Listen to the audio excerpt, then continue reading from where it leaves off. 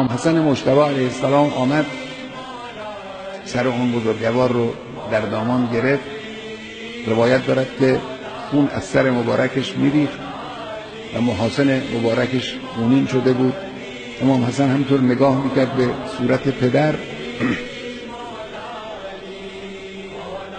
گریه چشمان امام حسن رو پر اشک کرد. اشک از چشم امام حسن یک قطره افتاد رو صورت امیرالمؤمنین. حضرت چشم رو باز کردن، گفتن حسنم گریه میکنی؟ گریه نکن. من در این لحظه در حضور جماعتی هستم که اینها به من سلام میکنن. کسانی در اینجا هستن در همون لحظه اول اونی که نقل شده است از حضرت، فرمود پیغمبر اینجاست، فاطمه زهرا اینجاست.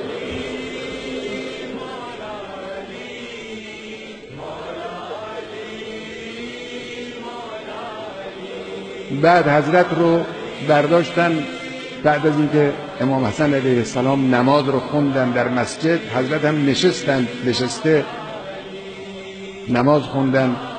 روایت دارد، راوی میگه که حضرت گاهی متمایل میشد به یه طرفی که بیفته، گاهی خودش رو نگه میداشت.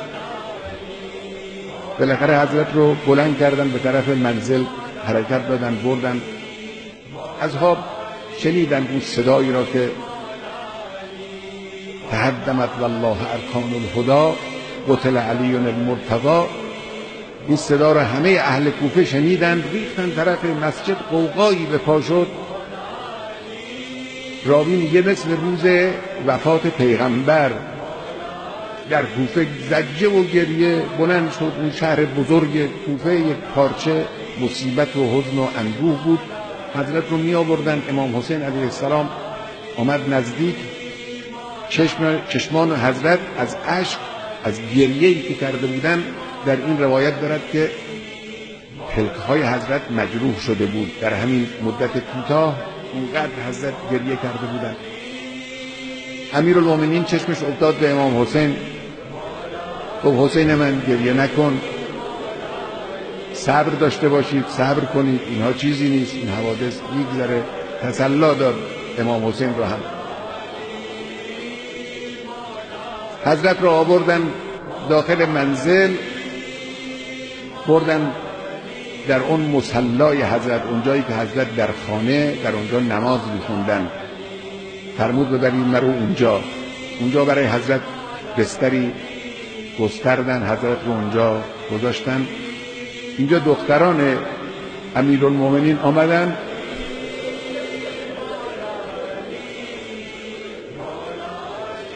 زینب و ام کلثوم آمدن نشستن پهلوی حضرت، بنا کردن، اشک ریختن.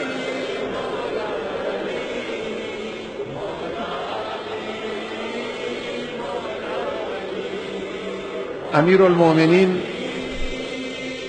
اونجایی که امام حسن گریه کرد، امام حسن رو نصیحت کردن، تسلی دادن. اونجایی که امام حسین گریه میکرد، حضرت تسلی دادن، گفتن صبر کن. اما اینجا اشک دخترها رو تحمل نکردن. میگه حضرت هم شروع کرد به های های گریه کردن.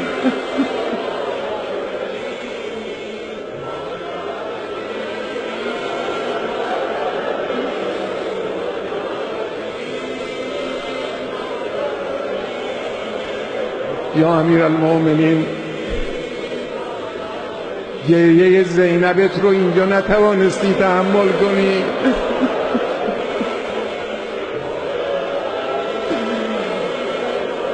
اگر در روز عاشورا